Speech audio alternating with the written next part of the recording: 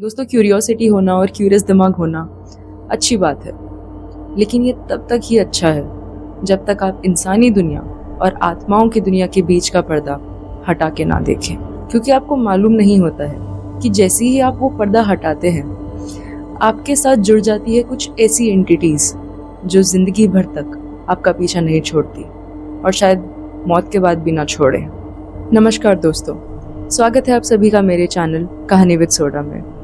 मैं इस चैनल के माध्यम से आप सभी तक लेकर आऊंगी कुछ ऐसी सच्ची डरावनी घटनाएं जिन्हें सुनकर आप सोचने पर मजबूर हो जाएंगे कि क्या भूत सच में होते हैं। तो आइए शुरू करते हैं। आज की कहानी भी एक ऐसे ही क्यूरियस दिमाग के बारे में है और वो मेरा ही दोस्त है कार्तिक। उत्तराखंड में पला बड़ा, दिल्ली शिफ्ट हुआ और उसकी एक कजिन नैना, वो भी वैसी ही क्यूरियोसिटी रखती थी जैसा कार्तिक रखा करता था। मतलब नैना को भी बहुत मज़ा आता था, बहुत एक्साइटमेंट रहती थी भूत प्रेतों और एक अलग दुनिया के बारे में जानने के लिए। ये कहानी तब की है जब कार्तिक 14-15 साल के रहे होंगे, मतलब आज से कुछ 8-9 साल पहले की बात। नैना की समर वेकेशन चल रहे थे तो वो कार्तिक के घर आई हुई थी और अक्सर वो दोनों घंटों भूत प्रेतों के बारे में बातें करते, हॉरर स्टोरीज डिस्कस करते। और ये बात कार्तिक के माँ बाप को बिल्कुल नहीं पसंद थी, इसीलिए नैना और कार्तिक बिल्कुल छुप कर ये सब बातें किया करते थे। एक दिन नैना ने कार्तिक को बताया कि नैना के कॉलेज के दोस्तों ने पेन के माध्यम से आत्माएं बुलाई हैं। अब क्योंकि कार्तिक को वैसे ही इन सब चीजों में इंटरेस्ट था तो उसने नैना को भी कन्विंस कर लिया कि चलो अपन भी अब पेन के माध्यम से आत्माएं बुलाएंगे। तो दोस्तों, ये जो एक्टिविटी है आत्माएं बुलाने की, इससे हम आत्माएं अपने आसपास बुला तो लेते हैं, लेकिन जब हम उनसे कुछ सवाल पूछते हैं तब वो जवाब उस पेन के माध्यम से देती है। मतलब वो अपनी एनर्जी चैनलाइज करती हैं हमारे शरीर के थ्रू, और जब हम उस पेन को पकड़े होते हैं तो हमारे अंदर से हम नहीं बल्कि वो आत्माएं ही जवाब लिख रही होती है। अब नैना भी कन्विंस हो गई थी क्योंकि उसे भी इन सब चीज़ों के बारे में जानने की काफ़ी उत्सुकता थी।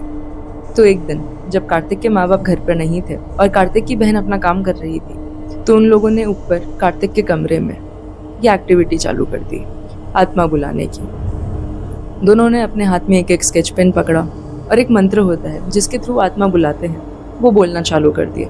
और थोड़ी देर बाद ही नैना के हाथ में जो पेन था वो हिलने लगा। कार्तिक को पहले तो ये मजाक लगा, इसीलिए उसने नैना को चिल्लाते हुए बोला कि मत करो मेरे साथ ये प्रैंक। लेकिन जब उसने नैना की शक्ल देखी तो नैना के चेहरे पर भी एक डर था जो साफ बता रहा था कि उसने पेन नहीं हिलाया है। अब वो दोनों काफी डर चुके थे। उन्होंने डरते डरते उस आत्मा से सवाल पूछने चालू किए और हर एक सवाल के बाद पेन हिलता और कुछ जवाब देता। अब नैना और कार्तिक का डर पूरी तरह निकल चुका था। वो दोनों उस आत्मा से सवाल करते कि क्या तुम यहीं रहते हो, तुम्हारी मौत कैसे हुई थी, बीमारी से, नेचुरल डेथ, या तुम्हारा खून कर दिया गया था। वो दोनों उस एक्साइटमेंट के चलते वो गेम रोक ही नहीं पा रहे थे, लगातार उस आत्मा से सवाल किए जा रहे थे और हर सवाल के साथ पेन अपने आप हिलता और कार्तिक और नैना उस आंसर को हाँ या ना में इंटरप्रेट करते। वो उस आत्मा से सवाल जवाब कर ही रहे थे कि तभी नीचे से आवाज आती है। कार्तिक के मम्मी पापा आ चुके थे। अब वो दोनों काफी घबरा गए। उन्हें लगा कि अगर वो पकड़े गए तो उन्हें खूब मार पड़ेगी, इसीलिए उन दोनों ने उस आत्मा को रिक्वेस्ट करी कि तुम प्लीज यहाँ से चले जाओ। लेकिन उस आत्मा ने नो में जवाब दिया। वो दोनों जितनी बार भी उस आत्मा से रिक्वेस्ट करते हर बार जवाब नो में आता। वो दोनों काफी डर चुके थे। अब क्योंकि उन्हें काफी बार नीचे से आवाज लगाई जा चुकी थी, उन दोनों को मजबूरी में वो गेम वहीं छोड़कर नीचे जाना पड़ा। सब नीचे खाना खा रहे थे, लेकिन नैना और कार्तिक एकदम चुप बैठे थे क्योंकि उन दोनों को एक अजीब डर था कि अगर वो आत्मा यहाँ से नहीं गई है तो वो कहाँ है। लगभग 1 घंटे बाद उन्होंने नीचे ही वापस वो एक्टिविटी चालू करी और जब उन्होंने वापस वो मंत्र पढ़ा पेन अपने आप हिलने लगा। जब उन्होंने पूछा क्या तुम वही आत्मा हो, अब वो आत्मा जो उनके साथ ऊपर थी वो उनके साथ नीचे भी आ चुकी थी।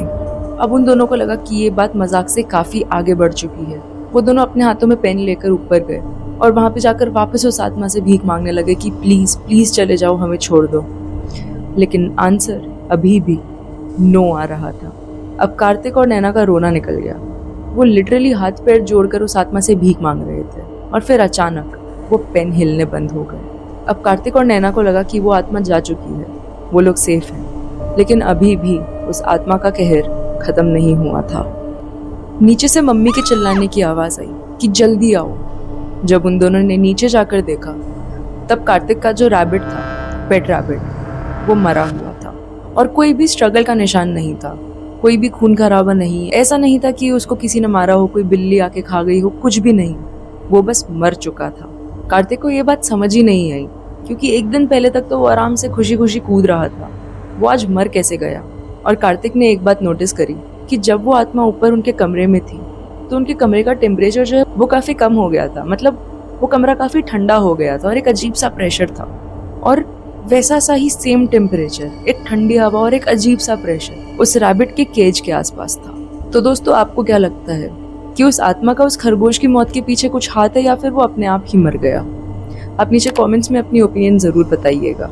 और जहाँ तक मेरा मानना है, वो आत्मा खाली हाथ नहीं जाना चाहती थी, इसीलिए जाते जाते वो अपने साथ एक जान लेके गई। दोस्तों, अगर आपको ये कहानी अच्छी लगी हो तो इस वीडियो को लाइक और चैनल को सब्सक्राइब ज़रूर कीजिएगा। और अगर आपके पास भी कुछ ऐसी सच्ची डरावनी घटनाएं हैं जो आप दुनिया तक लेकर आना चाहते हैं, तो नीचे डिस्क्रिप्शन में दिए गए इंस्टाग्राम आईडी या जीमेल आईडी पर आप अपनी कहानियाँ मुझे भेज सकते हैं और मैं उन्हें अपनी आवाज़ में पूरी दुनिया तक लेकर आऊँगी। अपना ध्यान रखिएगा दोस्तों, और हो सके तो ऐसा गेम मत खेलिएगा जिसमें आपकी या आपके चाहने वालों की जान चली जाए।